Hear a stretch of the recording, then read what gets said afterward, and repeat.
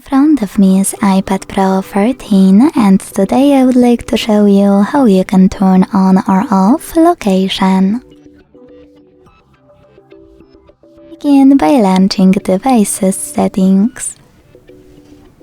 Following that, scroll down just a bit to access Privacy and Security.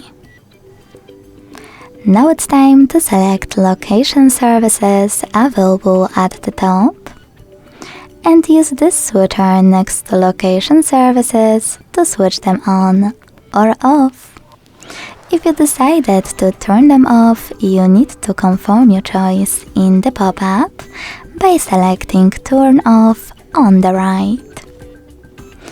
Thanks so much for watching. If you enjoyed this video, don't forget to leave a like, comment and subscribe.